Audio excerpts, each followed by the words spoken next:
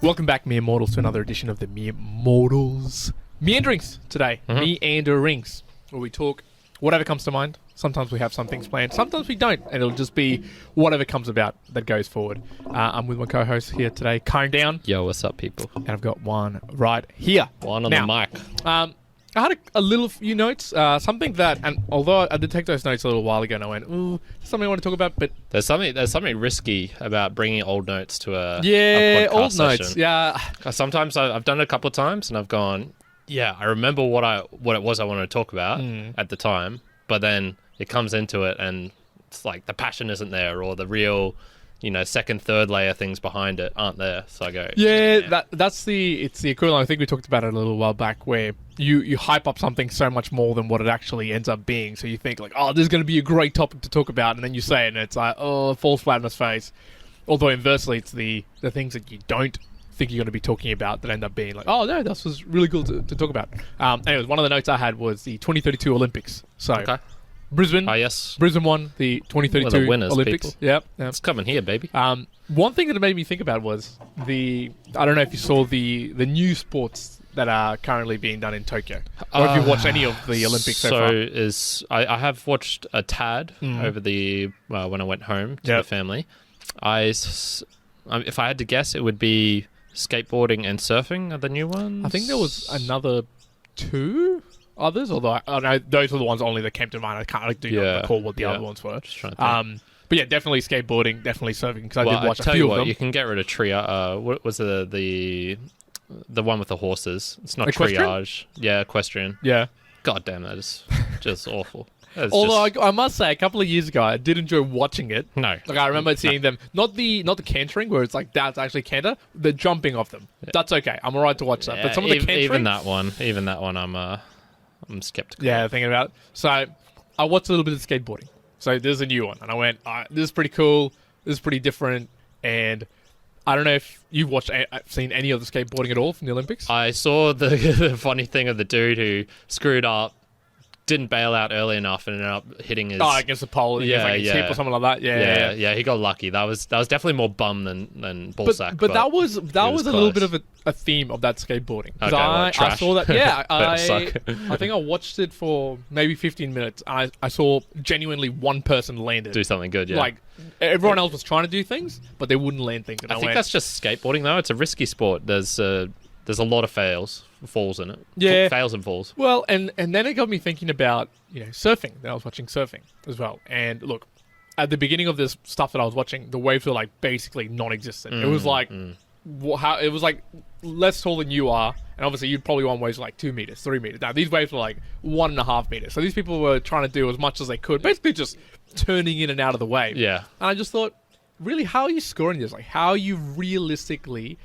getting differences between people here when you're like, for my eye, and look, sure, there were probably differences, but at least my unknowing mere mortal of looking at surfing, I went, everyone's doing the same thing. Like, everyone's doing the same thing. Yeah, exactly. So my extension of this thought was, okay, 2032 Olympics, and we were talking about this with friends a little while ago on where are they going to hold all the events. But one thing that came to mind was, okay, what's going to be the new sport that Brisbane's going to introduce to the 2032 Olympics? What are we going to see? There's been skateboarding, there's been surfing. Some people said, speed climbing. I think that one would be good. Speed hiking? Speed climbing. Yeah, that one is very, very impressive. When those people do their stuff, damn. Yeah. I have a problem with the real subjective one. So you've already mentioned the surfing, I guess, which is, for me, just the ones where there's lots of judging in it, where it requires that element of, very qualitative. Yeah, someone's got to denote that you're he doing kept this. his hips in more than but this other guy let his neck sway or some shit when he was doing this particular movement, and you go, well, yeah, I'm not sure about that. Whereas speed climbing, there's one dude who wins and one who doesn't, so I'm all on board. That would be a really good sport for it, I think. Yep. So I was thinking, okay, could you think, what other sports would you say are the potentials for 2032? And if you could just kind of start making them up, could there be one where the mere mortals could join up and say, we could track for them? Because one of them, I started to think, I reckon there's going to be some loony stuff. Like, I reckon by then we'll have we'll have something different. Yeah, Something okay. different that maybe not physical in the sense of movement, but maybe we'll start seeing something along the lines of maybe pitch singing, perhaps. Like, could singing make an entry? Yeah. I don't know. Okay. But I have this feeling where let's bring some technology into it. The Dance Dance Revolution. yeah, Those like people are I'm impressive, genuinely yeah. thinking that there's going to be a trend towards Or a ninja Warrior style Warrior sort of style course. thing. Yeah. Maybe like a Yep. Spartan course. A full-on obstacle course. I think that is very much in the Olympic spirit. Maybe. Yeah. Could I see perhaps something like the CrossFit equivalent? Like, so there's weightlifting. Okay. Yeah. Right? What about like just straight deadlifting? What about straight like doing a particular workout? Yeah. Maybe something like that. Look, if we've already, for me, I feel we're in the silly territory with surfing already. So, yeah, that one I could. So I wouldn't say that it's silly. I wouldn't say it's silly, but I don't understand how to score it. But I reckon we're going to get into some real silly territory, like some just complete things where we're going to move away from physical movement. I reckon we're going to move into something that's just completely different, maybe how far you could see, or other versions that you go, yeah, okay. How we arrived to this? Yeah, so there's this game, I don't know if you've heard of this game before, Kabaddi. Have you heard of this? Kabaddi. Okay, so all our newly acquired Indian listeners, I'm pandering to them at the moment because they'll be loving this. So Kabaddi is this Indian sport. My dad told me about it I was going to say this. The other reason a couple of weeks ago I was saying, I don't particularly feel Australian because I've been learning so much other languages and stuff, and it's sort of like the Australian is slipping. I'm barely Australian anyway. My mum's New Zealand. My dad was actually born in India.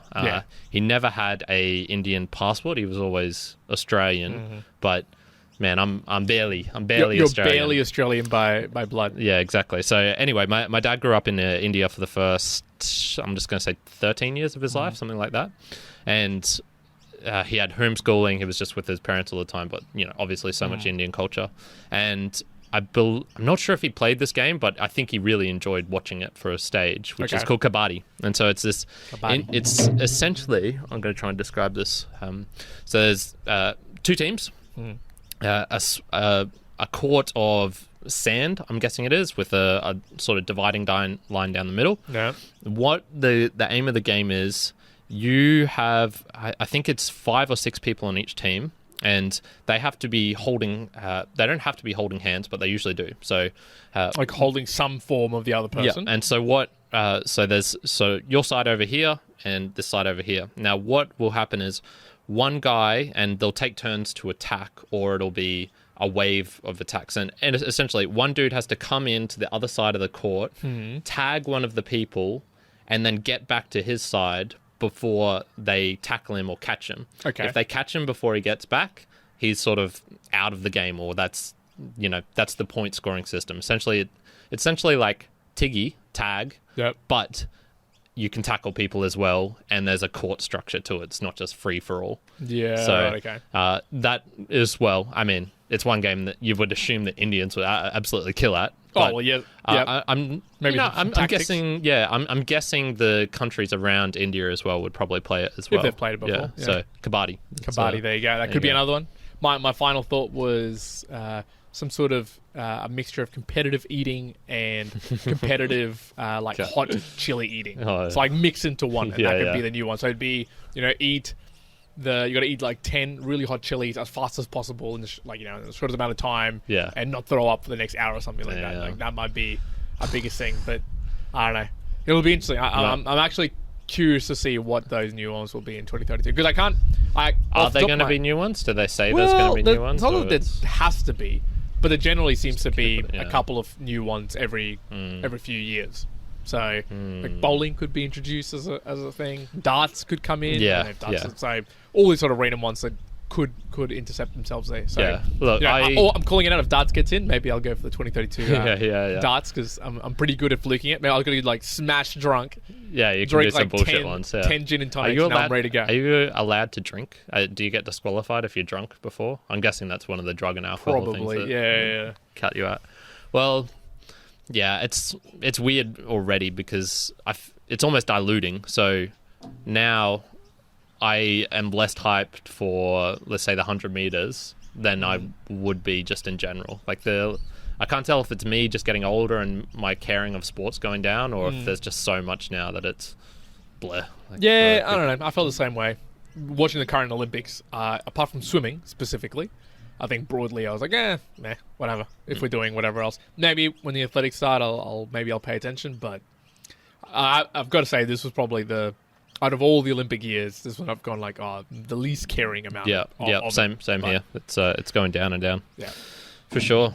I wanted to chat a bit about, I suppose, podcasting in the sense of in the art form of it. And, the art form of it. Yeah, because I suppose when I came into it, I used to probably think like, oh, you don't really have to do that much in the sense like you just talk. You're talking into a microphone, cameras if you're like us and have those set up. But there's not that much skill required in terms of strategy, for example, of how you would do a good podcast. It's more about, do you know this person? Can you get this person on?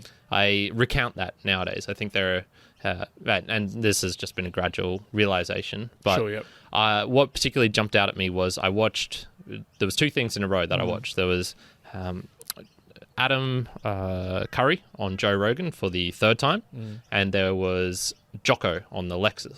Oh, yes. We got to talk about that one. So the Adam Curry one, I was watching that just because, as you know, I've been into the podcasting 2.0, so I just wanted to catch him in. Kyrin's deep fanboying over Adam Curry. I'll talk about why it's... I'll talk about some other realizations I've had soon, but particularly the Jocko one on Lex. Yeah, I've got to say, I wasn't sure if you'd listened to that one at all or not, but...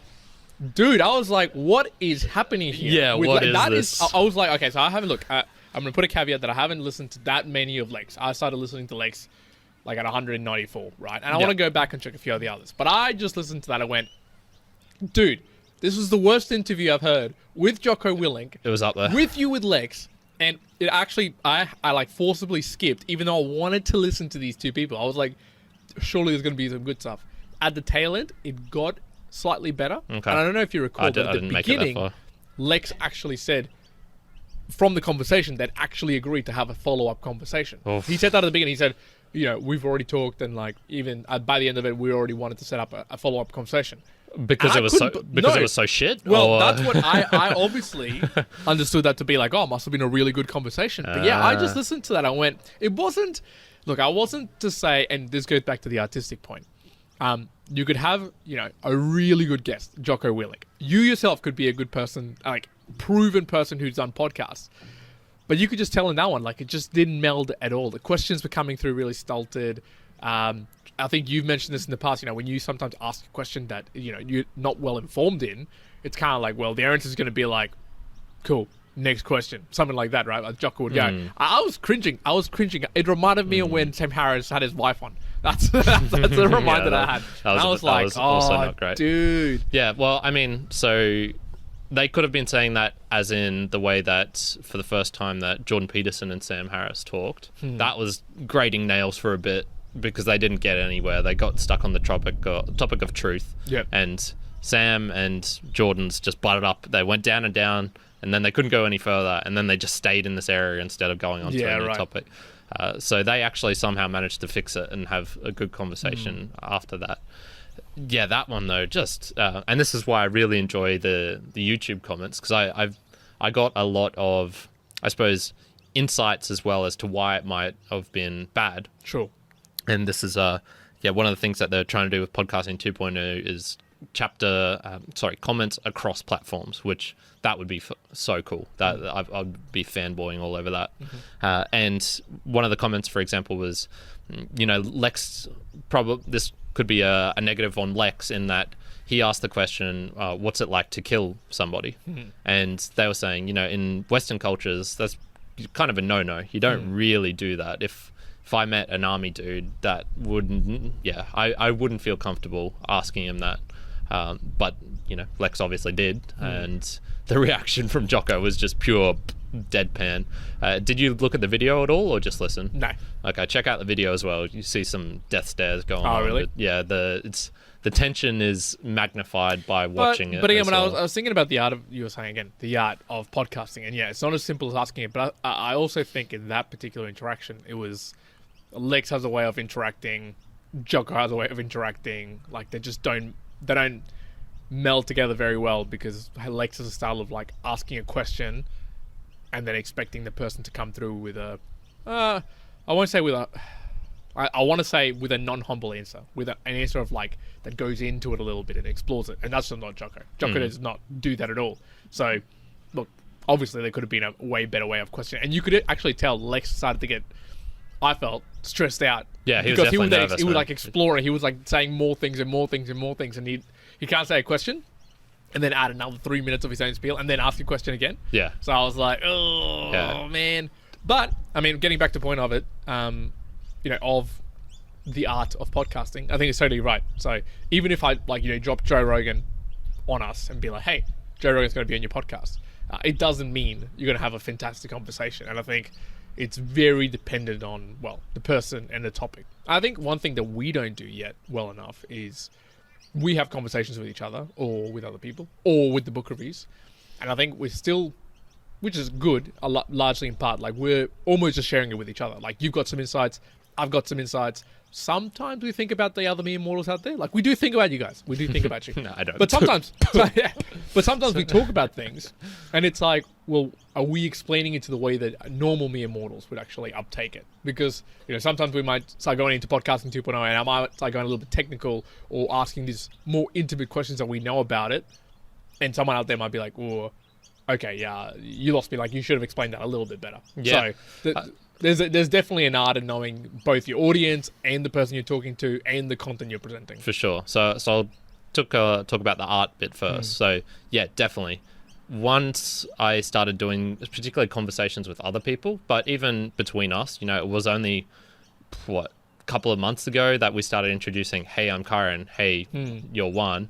Man, that probably helps new viewers a shit ton. Just if you haven't checked out our 200 odd plus more like 400 episodes that we've done and you're like, who the hell's talking? Like, what is this? Yeah. Look, we're obviously going to go down to the depth of like, this is one and this is what I do. Yeah, this is what I do. Story. And this is all like, no, we're not going to do that. Like, go check out something else. But at least set the precedence of like, hey, this is me and this is you. Yeah, exactly. Probably Exactly. So that, and that was a year and a half almost into doing it. So there's definitely ones to be learned between us, although I think our style is pretty good. Like, we don't talk too much off the camera, for example, so you don't know the topics I'm bringing in, so it is pretty genuine for the most part. Sure, yeah. And I think we've got that down in terms of explaining to a good level. I think that's all right. But when we first started doing conversations, I would be sending them a full sort of data sheet because I wanted them to know, like, hey, I'm actually putting effort into this. This is what I'm going to talk about. I didn't want people coming in and just going,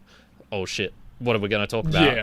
Yeah. But then you get a bit stolted answers, or people aren't as free flowing and loose, and so that's why we had the black and white for a bit there, where it was black. The darker theme is more serious and structured, and then the whiter one is a bit looser, loosey goosey and fun. But I agree. I think it's like that dichotomy of finding. Yes, we began at the beginning with our conversation, sending out to people like very detailed PDFs and like, hey, these are 3 pages. This is what we do. This is what we'll provide This is for you. what you can expect from us, Which, etc. Look, as if you're trying to operate a business, if you're trying to operate and look professional and do something professional, yeah, it's good. But it's in the end, the epitome of us. Look at all our thumbnails. That's right, yeah. But then, obviously, when you then go back to looking at, okay, well, what are you trying to get out of it? And it's a genuine conversation. It's it gets to the point of, well, the art of the skill there is, okay, inform them enough so they're prepared, but also loose enough so that the conversation can be pretty free flowing. So, like, say this bloody episode is exactly the same. Like, we probably came in with like 2 sentences. I had something else which I'm like, I don't really want to talk about it. It's like something that's old, but it's the art of like, okay, being open enough to go off something and then make it happen, make some information from it without the pressure of like, oh well, now I've got to like refer back to this because we're not like on path of it, so we've got to talk this in the next 10 minutes. Like, no, I think that puts it off completely. And I've enjoyed doing conversations or interviews like that where it's much more free flowing, where I purely will say to them now, hey, this is what I've reached. Like, I want to talk about this 4 things, just to give them a heads up about it, and then just before actually conversing, being like, is there anything that you want to be off limits or whatever? Cool. Yeah, that seems to be kind of enough. Yeah, and there's so many complexities that you can add to that. So you're still thinking, oh, that's not that hard. You just don't tell them, or you do tell them. But then it goes, okay, well, are you contacting them first via email, or is it via Instagram, or is it someone you know? Is it someone you know deeply? Is it someone you know superficially? Is it a friend of a friend? All these sorts of things, what, are we going to do it here? How's it going to work? Etc. etc. So yeah, and this leads me also to the point of just meandering on. Like, let's imagine a mere mortal's out there, and he says, "I want to learn how to podcast. I want to know how to podcast." And the matter of it is, like, yes, you can get the very scientific, very logical reasoning of how to do it. Yes, you need a podcast host. Where are you going to put it? Are you going to use video? What are you going to do with your thumbnails? What are you going to do for your marketing? What are you going to do for your branding? What are you going to be talking about? What's the content? What's all the themes, right? You can figure that out, and that's all logical structuring. But even if I gave you all of that, like if I write it down, like I wrote it down for a couple of people and send it to them being like, hey, these are the 5 steps that I would take as like the key things to get it up and running. But even with all that said, there's the art or the tacit knowledge that you have after doing it for such a long time that, sure, it develops over time, but you don't really know that that's developed over time specifically. So like what we're saying with the conversations and interviews, I don't think we would suggest to people, oh, by the way, when you go into a conversation with someone, make sure you give them just enough information to be right, but not too much information to lose. Like that's a little bit too non-tangible. Like that's the art that lives there that you literally only develop by doing podcasting and by trialing it a few times. Because just as much as like the way I might do it, you might do it differently, and you mere mortals might do it differently too. So definitely depends. Yeah, and just to finish off with the Lex and Jocko, I'd say that the blame would probably be 50-50 on him as well, if I had to guess, in the sense that, Jocko's coming on his, so there is an expectation that you're going to play around a bit. If someone's asking you, what's the question of life, what's the meaning of life, well, you're expected to give a sort of detailed answer and play along. Yeah, it's a silly question. I didn't actually hear that question being asked. I didn't wait for that. It was in there somewhere. Would have been. I can't remember if I really did it. But the point is, Lex's style is to be silly but serious at the same time. Like he asks silly questions. What's the meaning of life? Will we find aliens? Things like that. Yeah. Well, it is literally like to meander, to explore a concept. And what's good about Lex is that he asks questions which are not normally asked by Western culture, asked in different ways. Like I like the way he structures questions are very different, but that doesn't work all the time, and obviously that was showcased. And so then it's onto him to change up his style as well, if you can tell. And who knows? Maybe Jocko was having a bad day. Maybe Lex said something rude to him just before they started. Maybe etc. So. Well, and then here's the if anyone actually cares about this, dig into it deeper. You could check out Jocko Podcast Instagram, and he put up. Well, obviously he put up in the socials, but it was also Echo who obviously made it. But it was similarly. They'd finish a conversation episode 291 with Adam A. Mackay, which was awesome. It was a really good listen. But when I listened to the ending of it, when they're pretty much just talking about like, here's how you can support us and whatever, you could tell they were like not angry at each other, but they were being pretty like touchy with each other, Echo and Jocko. And then they release a little snippet, like a 2-minute video snippet of them just before that section that you listen to, where Echo pretty much posted like, oh, I'm going to call HR on Jocko, and Jocko's being like, no, I wouldn't say disrespectful, but he's being like truly like Echo. You could tell Echo was going to be like, nah, fuck off. Like it was basically swearing at him, being like, nah, fuck off, Jocko. And because he was like, oh, I want to tell you this, and Jocko was like, I do not give a shit about. Like I don't give a shit. I don't want to talk to you. I do not want to talk to you. Just keep going. Okay. So also to note, it's like that is Jocko. So it's like, well, that it is who he is, and he's probably not going to change it for anybody. But yeah, know who you're talking to if you're going to do a podcast sometimes, especially when they're big people. Sometimes if they're lesser known individuals who are more placid to change to whatever you're talking about, fine. If it's someone with like a really, really strong character or strong way of being, like good luck trying to like change it or think that you're going to alter it. Like otherwise it's just not going to work. Yeah, but yeah, I mean, that's just, also character management or persona management. I don't know what you want to call it. Just their perception of. I came away from that thinking less of both of them in a way. I did too. That was disappointing. But, and it goes to show, like we both didn't listen to it obviously in full. And they're all just goes to show everyone out there's mere mortals. You're not going to be the perfect host or the perfect guest at all times. So, 100%. What else you got for me, man? That's really it for me. for the meanderings. Yeah. I don't know if you got any more. Well, I do. Okay, I do have one. I'll spit on this. Which is weak effort. I know. I wrote one more down, which was putting your money where your mouth is. Okay. And following it through, and sometimes it being risky, but following it through. And it took me back to investing in NFTs. So at the time, I said to myself, like, look, I'm going to regret it if I don't. Right? Yeah, so and it's I like did. 3 or 4 months ago. Yep. Something So like that. I did it. I didn't regret it, but I put my money where my mouth is. I was like, no, okay, I've been talking about this. I've been looking it up. I need to put some money in the game here. I need to put something at stake. And then it paid off. And now I'd say I'm not as into it as much as I was back then. I was like, I stepped back and looking at other things. But I've gotten to know that space in a good way and invested in other NFT projects, which, look, those other ones didn't do anything. Like, literally didn't do anything. But that's fine. I've got some skin in the game and I knew it. But what it made me think more is, okay, stepping back from that, and not just necessarily the money aspect of it, but just the where else do you think in your life that you're not investing or putting either your money where your mouth is or your effort or your energy where your mouth is, where maybe you should be, right? And it got me thinking about not money management, energy management. So I was kind of looking at my day, say even just the last week, and I went, okay, I've got my new monthly goals that I want to plan. These are what I want to do. And just actively kind of looking at it like, well, if I look back at what I was doing through the day, dang, I wasn't doing at all what this is going to like lead me to be able to do, because there's a good few changes I'm prepared to do in the next month and in the next year's sort of goals. And I went, dang, okay, like putting your money where your mouth is, I've got to put my energy where my mouth is, or what I'm saying here, because I'm not going to be able to accomplish any of these things if I continue what I'm doing. And so I kind of noticed myself Quitting. I'm quitting life. But yeah, there's a couple of places where I went, oh man, I can't be investing my energy into this and expecting to be able to accomplish that. So a clear example is, again, some of the stuff around TikTok and socials and whatnot. So again, I'm finding myself that I want to stay focused, and there's a little bit of an insight for the next monthly goals into a specific social platform every month, basically, and a specific one I want to go into for next month. But then what I'm finding myself is in preparation, energy wasting myself by going just broadly and just being like, okay, well, I'm also looking at this and this and this and posting here because I'm a little bit excited. I went, okay, but if I do that, I'm not actually going to end up doing what I want to be doing. And while it will feel like, again, I'm busy, it won't be successful.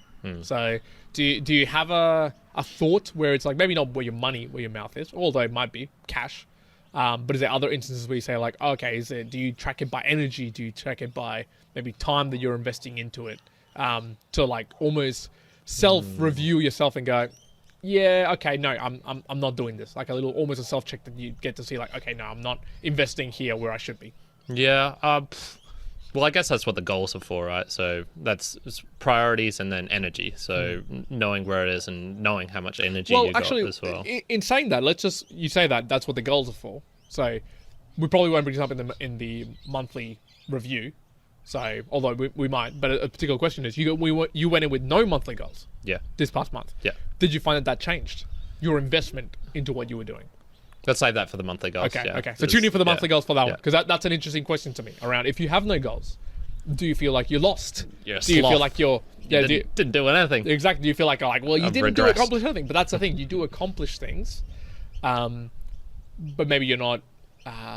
Let's say focused enough or centered enough into like, oh, what are you actually investing some of that energy around? Yeah. So, We'll leave that one for there. Good.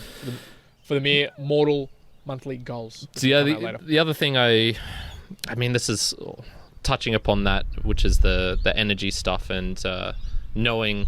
I'll leave that for there as well. So the last thing is apps, your podcast apps, and so this is also a send off for people and also maybe something of interest. I am very convinced that your app dictates what you watch, and it's not your app dictates what you watch. Yeah, and at least more than you would think. You would think I choose to watch this show because it's the best that it's out there.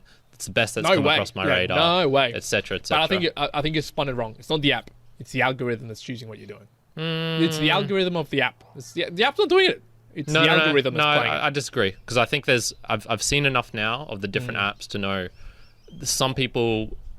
So you think the actual layout? Do you think the actual layout of the application is forcing different things onto them? I think it's highlights better things. So, for example, the Breez app, which I'm using at the moment, it's very basic. There's not a whole lot of functionality. I can't skip gaps in it. For example, in silences, I can't choose that to enable that.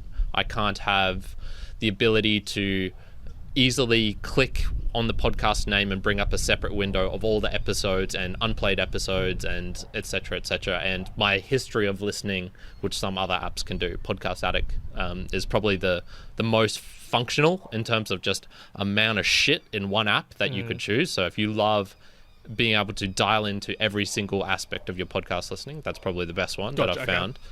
This is a lot more basic, and what I found is I don't like searching on the Breez app, even though it's not even really a podcast app. I've got to say, I did try searching on it and I hated it. Yeah. So it's not super simple because you sometimes have to go back a couple of steps and whatnot. But I forgive them because they're not a podcast app. They're designed for Lightning transaction. They've just built one on there for the fucking fun of it. Yep.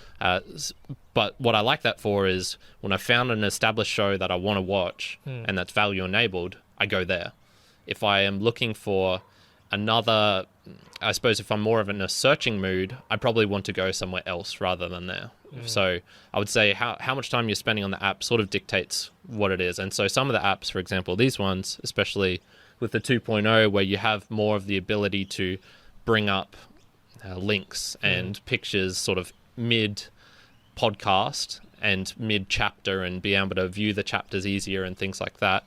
And some of the other cool tags that are being added into it, I think that's going to make some shows better than they would be if you just listen to them on Spotify. So yeah, I think so. So I think it's a bit of 50-50 roughly that. And what brings me this was Joe Rogan. I used to watch Joe Rogan on YouTube all the time. Yep. As soon as he moved to Spotify, I tried it out on Spotify for 1 or 2 episodes, and then I didn't make a conscious choice, but it just slipped away. I stopped going to it, and now I don't ever go into it unless you mention specifically something. Yeah, similar thing.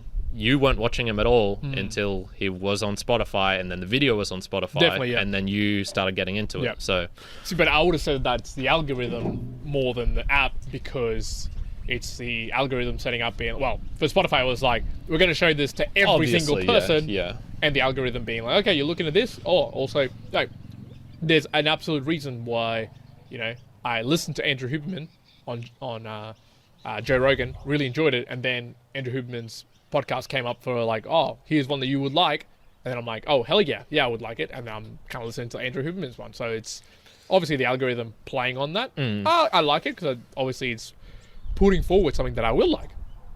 Obviously, I do like Andrew. I like how he talks. I think I mentioned to you in the first episode, I was like, man, this is really, really up my alley. So, I mean, sometimes I think that that's a good thing. But I'd love to see some of those smaller podcast players with all of these functionalities move into the big leagues of maybe the other stuff that's available in Spotify and Apple or whatever that's not yet available in them, to kind of put it as a place where it's like, cool. You mean Spotify having more of those things? Either or. Whether Spotify gets those functionalities or those other podcast apps getting to the more mature level to be usable like a Spotify. I would swap straight away if that was the case. What would it require for you to swap? Because I have gone into some. I've got, I can count it on my phone now. So I've got 10 podcast 2.0 apps, and then there's probably another 10 of just other ones that I've got on my phone. I've periodically try them out. Yep. I think some of them are better than Spotify for sure. Okay. What would it Number require one, for it would you have to integrate with my my car. So it would have to integrate with my car with an application on my car. Yeah. That would be like absolutely definitely required. Yeah. Which YouTube Music, Spotify have. I don't know about any of these ones, so I obviously can't comment if they have it or not. Yeah. I would definitely play it and how much it's being played by. Those sort of like stats and figures as well. Quick ability to be able to go back and see like, okay, what are all the other episodes that these persons had? And then just the breadth of being able to find all podcasts that are available or by a particular person who is saying it, not just, let's say, the ones that are in the value for value like platform. It's just everybody who's available. Yeah. So I would suggest Podfriend. If Podfriend. Yeah, that's probably because I know Adam Curry really likes that one, and he uses it in his car all the time, and it does seem to have a lot of stuff. What about ones, for example, so in Curiocaster and I think in Podfriend, I'd have to check that for sure. There are people who have managed to create somehow, and I really want to fucking do this for us, to have that the RSS link to a video as well, so that there are a bunch of the players which have the ability to just bring up the whole video then, and you don't even need the... So it's more, I guess, however you use your podcast and you just want to listen to it, well, the video is still there. If you just turned it on... A la Joe Rogan on Spotify. Yeah, pretty much like that. Because is there a way to turn off the video in Spotify? Yeah, so essentially that same functionality. I really want to get that for us, but I'm going to have to look into... There's a bit of stuff that would be really cool. I've always wanted that too for the Mere Mortals podcast. That would be super cool. Yeah, but... so some already can do that, for example. So if Spotify started doing that, or didn't start doing that, is that also... Do you think what would ever make you change is Spotify doing things badly or almost not doing things? So no, it would have to be the other applications doing things better than Spotify. Yeah, okay. Yeah. All right. And that's the best way to get this shit rolling anyway, to create better products, and then people start using it. Well, exactly. Yeah, if the product's good enough, then people are going to drive to it. So For sure. All right. I think that is very good for today. today. That's it for the meanderings. So I'm going to do I'll sign us off for today, even though you started, because there's something I want to try. Oh, yes. Which is... I'm thinking I don't want to recommend people try Spotify or leaving a review on iTunes anymore. So digging into it, I found the reviews actually don't even do that much in terms of making the show boosted up more. It's nice for me to hear, but honestly, when most people who have left us reviews is because I've asked them to leave us a review because I knew them personally. So that, sort of defeats the point of that. And it's really only the bulk amount of people following or subscribing, I still don't know what it is, within iTunes at the same time. So the reviews don't do shit, essentially. It's more like a glory or vanity metric, and it's like, well, I don't care about that. Sure. So I would say, people, if you can tell a friend, and so I'm going to give them a recommendation. Your friend asks, hey, have you seen that thing in the Olympics that's coming up, or Brisbane coming in the Olympics? They've got some new games. I just heard the Mere Mortals. They were talking about this. They had some fun ones. Kabaddi. They had some other speed climbing. Some good suggestions there. Check out the Mere Mortals. They're fucking awesome. Done. That's what you should do. Good. Do exactly that. Next time they got asked about it, there you go. Kyrin's got your tips. All right, folks. That's all for the Mere Mortals today. One out. Kyrin out.